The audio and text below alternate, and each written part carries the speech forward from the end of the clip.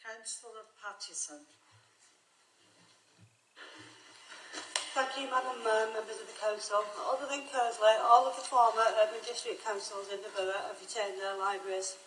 Kearsley has recently seen an increase in population and many people do not have access to the services enjoyed by former UCDs. Could the leader please confirm whether there is any intention to restore library services in Kearsley that were previously removed? Thank you.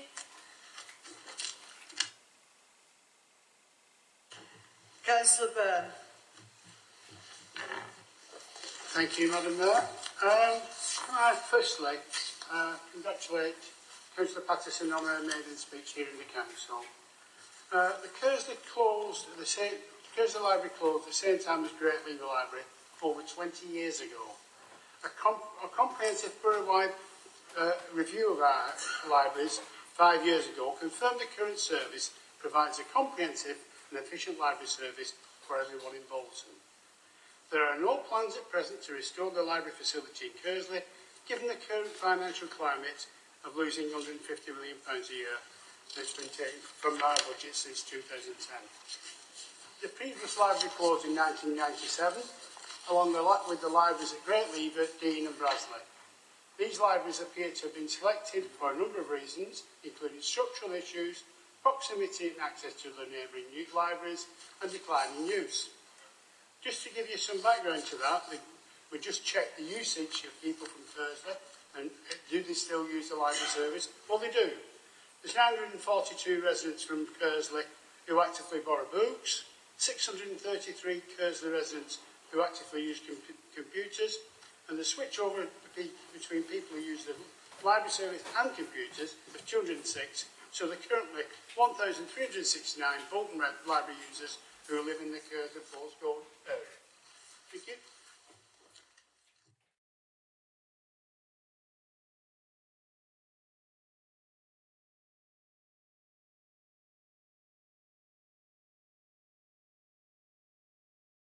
Councillor Flitcroft. Thank you, Madam Mayor, members of the Council. On the 6th of February 2018, the leader of the Council, Councillor Thomas, was quoted in the Bolton News as saying, "We are going to give the people of Farnworth something they've been asking for a long time. That, for various reasons, has been stalled. It's been a long time coming." Could the leader please confirm that despite being now more than 4 months since this quote, why there has been no firm commitment or further statement from the leader about this priority? Thank you. Councillor Mrs Thomas. Thank you, Madam Mayor, members of the Council. And could I congratulate Councillor Phillips on her main speech today. Farnworth Town Challenge, as it's been known, was proposed at the end of last year. So in other words, Farnworth was put forward at the end of last year as the #1 town centre that we wanted to work with Greater Manchester's Mayor on. And unfortunately, you mentioned February 6th, unfortunately, when the Greater Manchester Town Centre Challenge event was held, I was in a building slightly, just about a mile away from there in Royal Bolton, so unfortunately I couldn't make any more comments because I was unavailable. But at that meeting, the Council gave a commitment that the new vision and master plan would be developed in the Farnworth area. And then a follow-up session, and I appreciate your question probably went in before you knew about the meeting, or perhaps it didn't, I don't know. But there was a meeting held last night in which all ward members, I understand yourself, Councillor Sands and Councillor Gillis were at. Councillor Adia, as a deputy leader, was chair. So perhaps I could just say a little bit to members so that you don't think, like Councillor Flitcroft, that absolutely nothing is happening.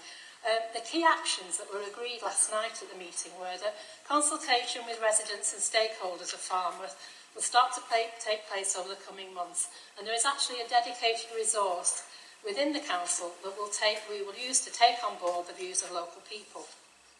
A master plan brief will now be prepared to appoint a consultant to work with the council and steering group in preparing the master plan for Farnworth Town Centre. This will be shared and agreed with the steering group before this is procured. The key objectives outlined in the Greater Manchester Mayor's event, the event which was held on the 14th of March, the key objectives were reaffirmed for the purpose of focus to the initial master plan brief, and these were attractive environments. You want to see improved residential offer for all ages. You want connectivity, walking, cycling, public transport, digital, communities, individuals, needs and aspirations, and creating a sense of pride in Farnworth. All very admirable objectives. And these objectives are the high-level overarching objectives, which will have a series of more specific actions within them. Through the emerging consultation and master planning work, it's envisaged that a series of task and finish focus groups will be established to discuss the detail, which would then be fed back into the steering group. So these actions will dovetail to ensure that a deliverable vision is prepared for the residents and businesses of Farnworth, using the high-level objectives agreed and speaking to stakeholders and residents. These will be developed in more detail and feed directly into the vision, ensuring that this is delivering what the people, the whole of the people of Farnworth, want to see. And if anyone has perhaps been into Farnworth recently, you might have been able to see that prior to the Town Challenge event, the Council actually commenced public realm works on Brackley Street, and TFGM also commenced work on the refurbishment of the bus station. The bus station is due to open on the 1st of July. Miller House is undergoing an extensive £500,000 worth of refurbishment to create a modern office centre featuring state-of-the-art facilities, including meeting rooms, equipped with the latest technology, breakout areas and an on-site gym. There are a number of other exciting opportunities which we will announce later that we hope to bring forward as part of the consultation and master planning work in progress. We're all well aware that as a result of the government austerity cuts, there are parts of our town that have been left reeling. Some are suffering more than others. And we recognise that Farnworth is one of those, and that is why I said it was a priority area for myself and this Labour group. So I would thank you, Councillor Flitcroft, for giving me the opportunity to reaffirm this tonight and to reaffirm our group's commitment to Farnworth and that it is a priority.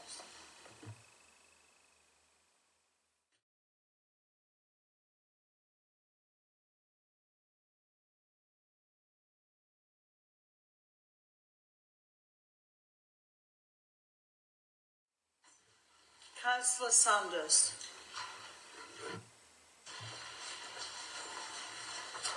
Thank you, Madam Mayor and good members of the Council.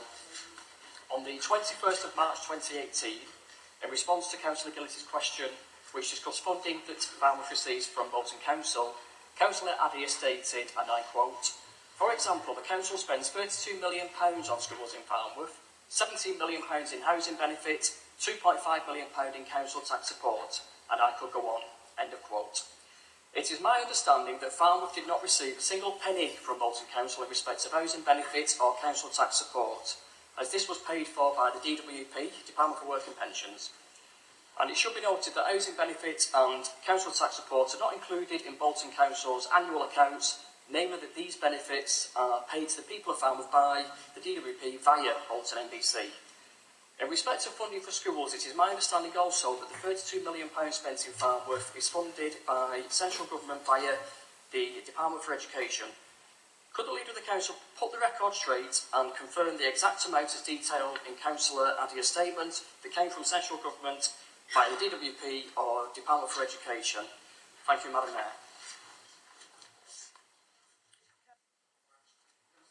Yeah, thank you. I'll be happy to put the record straight. I think there's some misunderstanding here. The fact that council tax support and housing benefit funding passes through the council does not mean we're simply a vehicle for passporting the money. The council actually has a responsibility for carrying out eligibility assessments, establishing need, investigating cases of fraud, and also actually making sure our staff are trained and paying for the contact centre where staff actually help with some of the administration. So it's not as straightforward as Councillor Sanders is describing. In fact, we are the stewards of all the funding received from the taxpayer, and housing benefit and council tax rebates is no exception. I'd also advise Councillor Sanders that he may wish to spend a bit of time with the Borough Treasurer and her team so he can begin to understand a little better the intricacies of council finance, and especially the way in which the council's annual accounts are constructed. You may find that the way he's described it is perhaps incorrect. What I was thinking is that perhaps today, Farnworth and Kearsley first councillors might have asked me a question about their pledge to make Farnworth independent. I will be fascinated to understand how they will pay for highways and for social care, for the protection of vulnerable residents, for emergency planning and many other services that this council provides, and what burden this will place on the residents of Farnworth. I understand that this party believes they can do all of this, make Farnworth independent on a cost-neutral basis, without raising council tax. And in contrast, the Tories and UKIP believe that far too much money is going from the more affluent areas to deprived areas like Farnworth. They can't all be right, and I think I know who's wrong on this particular issue. In fact, let me remind Farnworth and Kearsley first that each time they vote with the Tories and UKIP, they are voting for parties that do not support targeted funding at places like Farnworth. Each time you vote with the Tories and UKIP, you are betraying your voters, and we will remind you of that. Please don't forget. Mr Mayor, like independence, Madam Mayor, like independence up and down the breadth of this country, I just about rescued that, Madam Mayor. Farnworth and Kearsley have made commitments that they simply cannot deliver, and like independence elsewhere, they will be found out. It's a matter of time. Thank you, Madam Mayor. Yeah.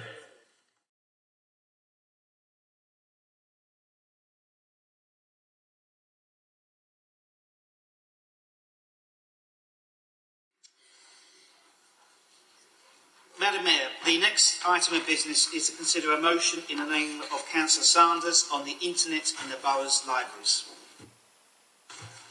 Councillor Sanders. Thank you, Madam Mayor, once again, and members of the Council. Farnworth and Kearsley First Party takes great issue with the needs of the least well-off people in our towns of Farnworth and Kearsley, and of course the needs of the least well-off across the rest of the borough. Indeed, during my election campaign in Farnworth Ward in March, I pledged to raise the issue of job seekers and pensioners having to pay to use the internet at Farnworth Library and at all libraries across the borough. Currently, all members of the public in the borough are afforded 1 hour of free internet use and then must pay £1 per hour thereafter. To retain entitlement to out of work benefits, job seekers must demonstrate that they are spending at least 35 hours per week actively seeking work, and the internet, as I'm sure many of you will agree, is one of the most important tools today to achieve this end. In the case of Farnworth, the job centre no longer exists. Therefore, residents seeking work who do not have the means to access the internet using paid-for broadband or mobile phone services would need to travel to the Job Centre Plus situated in Bolton Town Centre, should they wish to access the internet for free for a substantial amount of time. As has rightly already been said tonight, there are services and organisations which do provide internet access for searching for jobs, but our libraries could play a greater role in enabling local job seekers to access and apply for the many jobs now advertised online. This would show that as a Borough Council, we are furthermore extending our support to the job seekers at what can be a stressful and financially difficult time.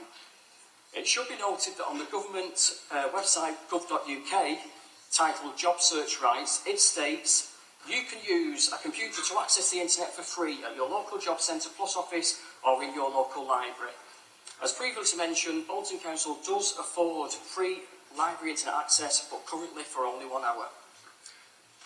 It is estimated that nationally there are over 5 million pensioners who have never been online, and the move towards largely digital-only services like Bolton Council's infamous web forms creates a problem for older people. Poorer pensioners may not be able to afford a computer, tablet or phone and the other equipment and subscriptions that come along with that. This motion doesn't pretend to solve this problem, but it can be the start of a conversation. and may help to increase internet participation among some pensioners in our borough. When run along courses, for example, Farnworth Learning and Activity Centre by Age UK offers computer for absolute beginners and internet for absolute beginners. The matter of increasing free internet access in the borough's libraries was also of importance to other candidates during the May's elections. In addition to Farnworth and Kearsley first candidates, I was encouraged to see that two of another party's candidates, including a successful candidate sitting in the leading group, included it in their campaign also. All of the adjoining local authorities of Wigan, Bury and Salford not only afford free internet access to low-income groups, they actually grant it to all library users. Considering this, this motion proposes that Bolton Council sets up a policy development group to consider the feasibility of increasing the 1 hour free access in the borough's libraries for all low-income groups. I do hope that you can support this motion tonight. Thank you for your time. Thank you, Madam Mayor. Councillor Flitcroft, sorry. Thank you, Madam Mayor. I second this motion and reserve the right to speak. Councillor Byrne. Thank you, Madam Mayor. I won't dwell on this very much. We put this in our election manifesto as a pledge to the people of Bolton that we give internet access to people on low incomes, particularly the job seekers who have to do this 35 hours of job seeking during the week. Came to light with me quite a few, well, about 6 months, 12 months ago. I was in Breakneck Library talking to some of the people, the residents there. There's a young man in on a Saturday morning, and I asked him, I says, what are you doing this morning? I said, you were doing your job seeking earlier on in the week. He says, well, my mum and dad gave me a couple of days away in Blackpool. It means I've got to come back in today to catch up. So he's working Saturday and Sunday on computers to catch up, to make sure he covers his 35 hours. But I'm pleased to say that our libraries, as we said in our pledge in the elections, now offer free extended internet sessions to all customers that make staff aware that they need more time. This must be for a specific purpose rather than for general or recreational use, and would include such things as job searching, benefits applications. This extension is available to all customers at staff's discretion. It would not be fair or practical to means test and ask people to prove that they belong to a low-income group. So we've now put this in place for people. One of the things we're not doing, we're not providing the information. So I've asked for various posters to be produced and they'll go up in libraries to explain to people that they can actually, if they're looking for jobs, job seeker allowances and any other benefits, because our staff are now being trained for universal credits, which is coming out, and they'll be online, so not totally online benefit. So our staff are now being trained up on that, so they can show people how to deal with them particular forms online.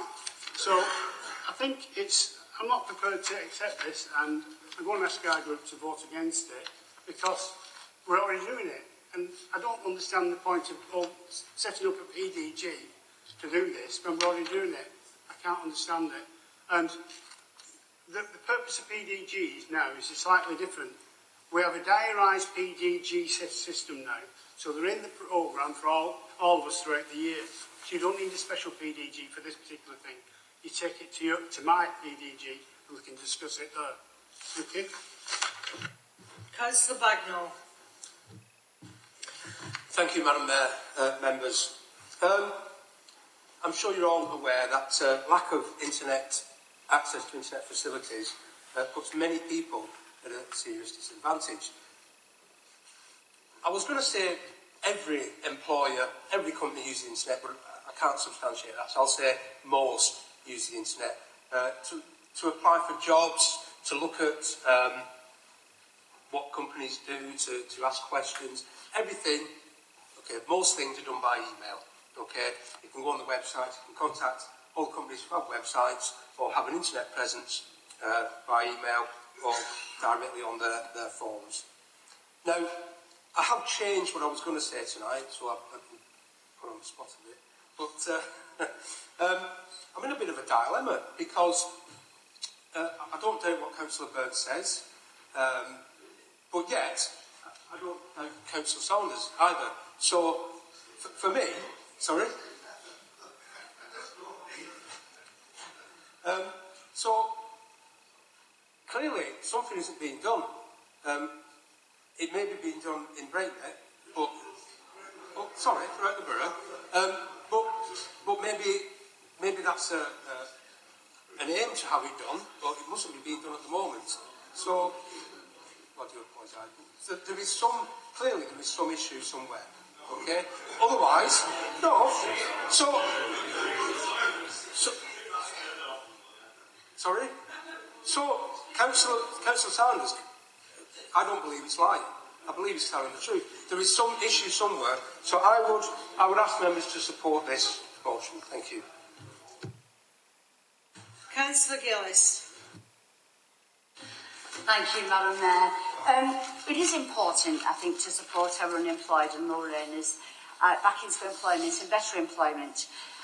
This is why, Madam Mayor, we on the Labour benches, as Councillor Burns has said, are already delivering with our election pledge to increase internet access in our libraries well beyond what is stated in this motion. Now I've made that quite clear, I want to speak a bit more about the laziness of this motion.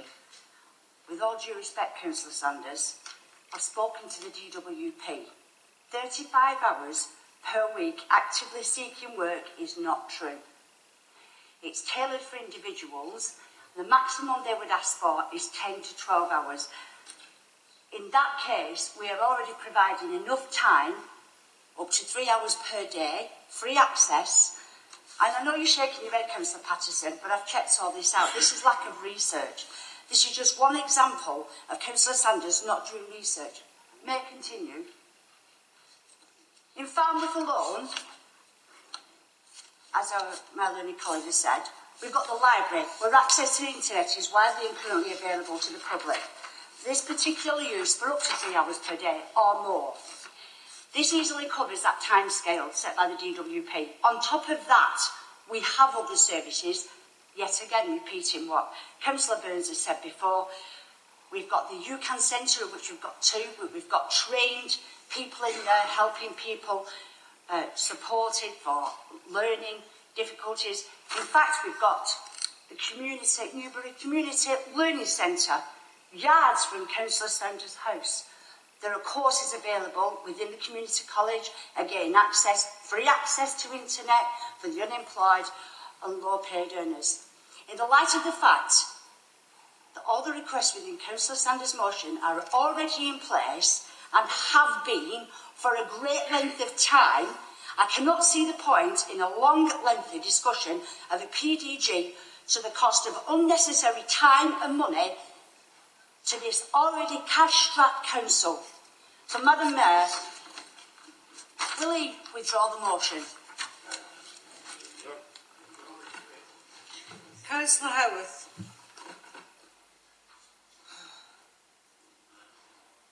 Oh, sorry.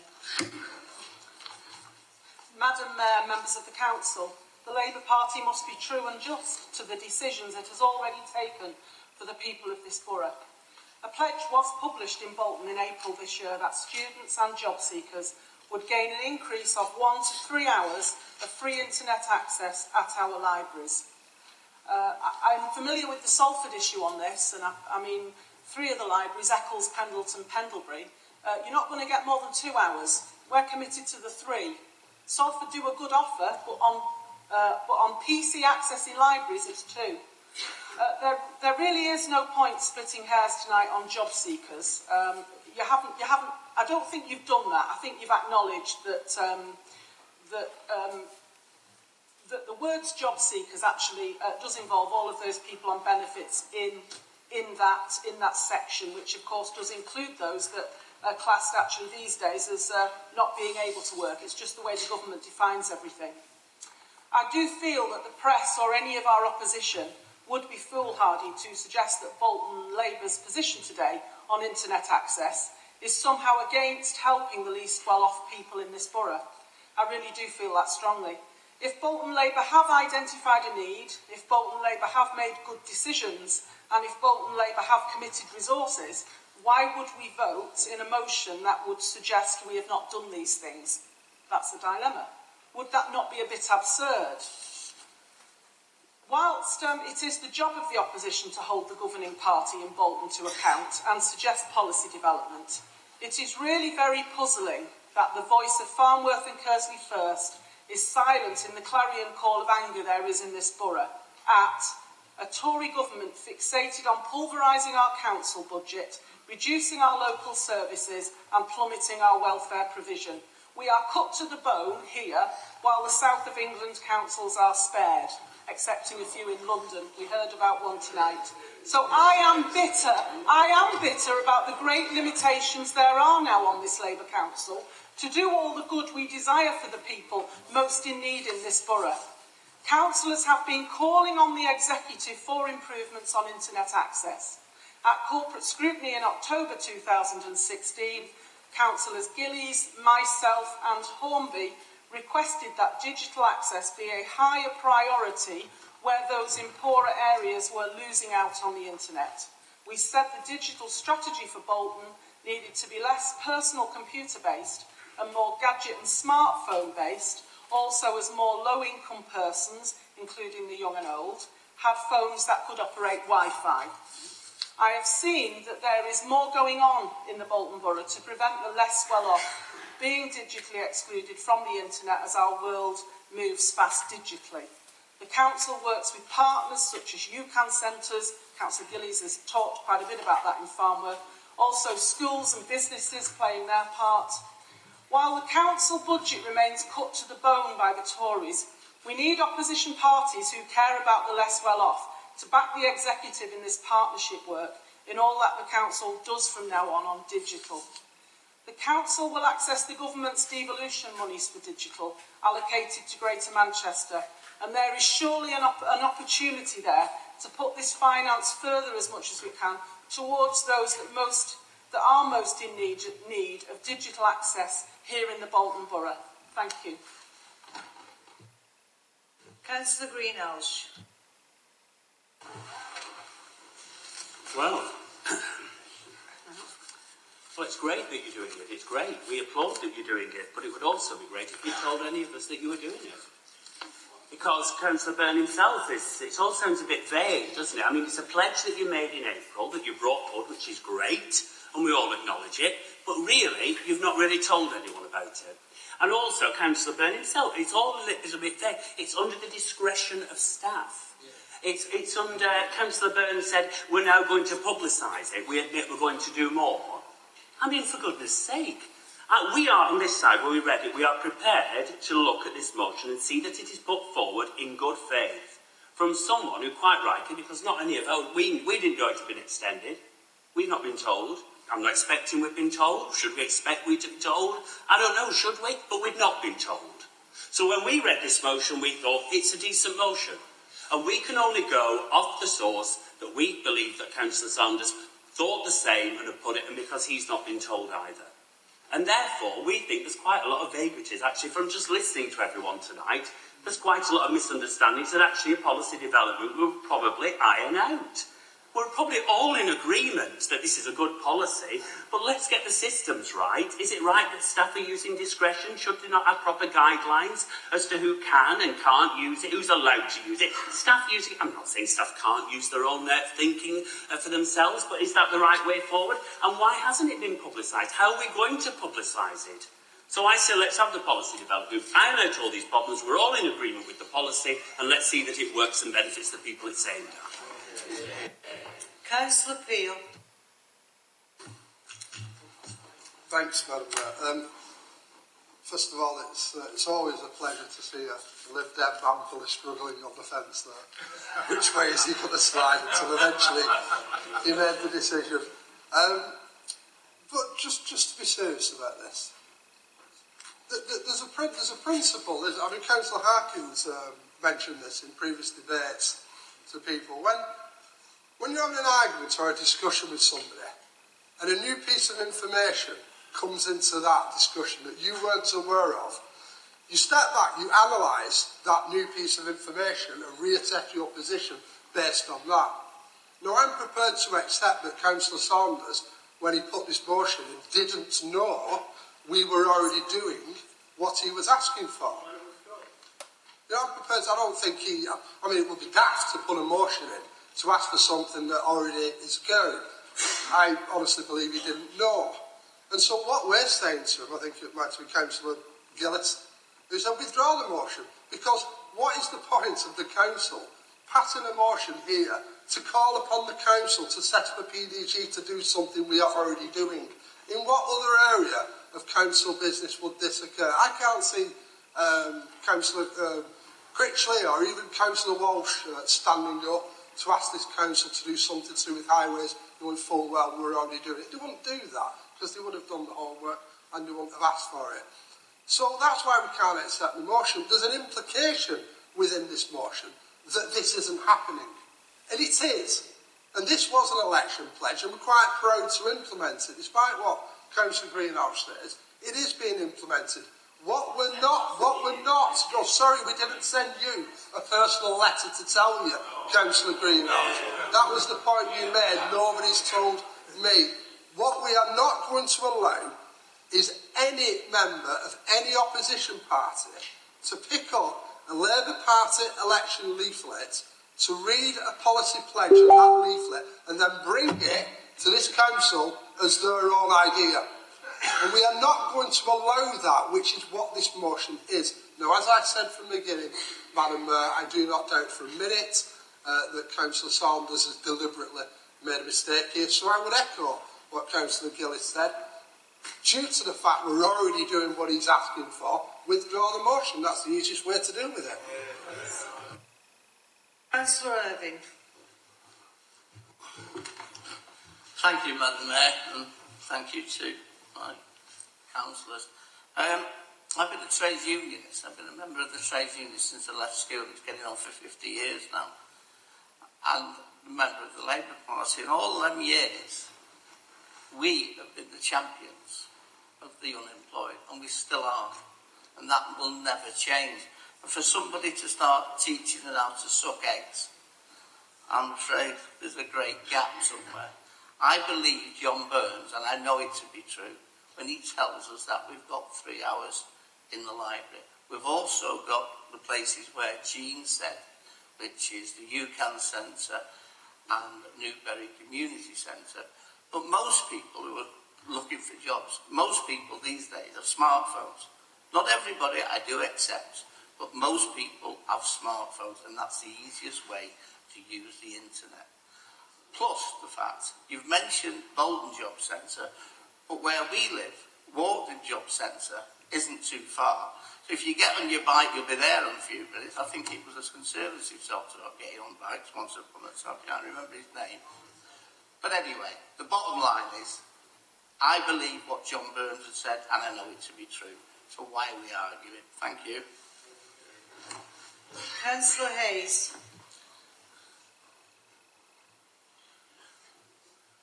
Oh, sorry, John. Yes, thank you, Madam Mayor. I had no intention at all of speaking on this debate until the bomb was thrown into the room. I didn't know about it. I'm sure Councillor Saunders didn't know about it. Obviously, Councillor Greenhouse didn't know about it.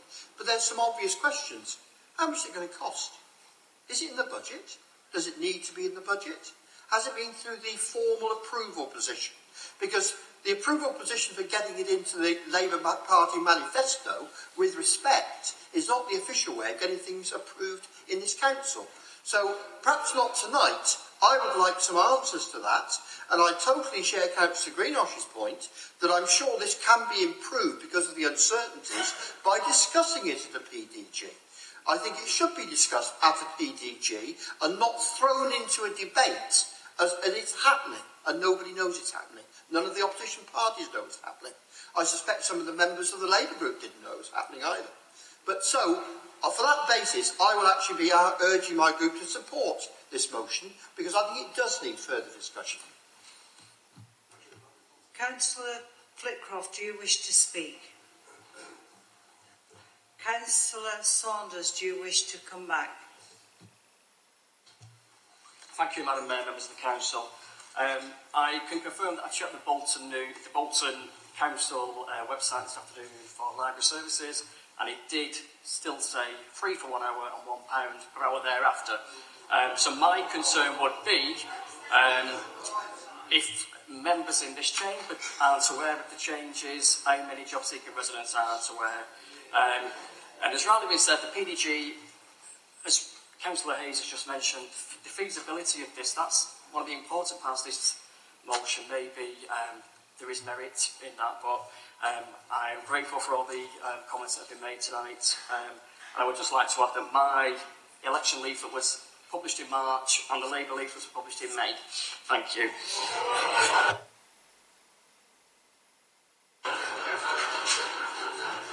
The motion is before you. Council, another named votes. So here we go. Councillor Abdullah. Councillor Adia. Councillor Ayub. Councillor Byrne. Councillor Chadwick. Councillor Cunliffe. Councillor Darvish. Councillor Donaghy. Councillor Evans. Councillor Gillis. Councillor Harkin. Councillor Howarth. Councillor Ibrahim. Councillor Iqbal. Councillor Irving. Councillor Ismail. Councillor Kellett. Councillor Karam. Councillor McEwen. Councillor Misri. Councillor Morris. Councillor Murray. Councillor Newell. Councillor Peel. Councillor Pickup. Councillor Sylvester. Councillor Shape. Councillor Thomas.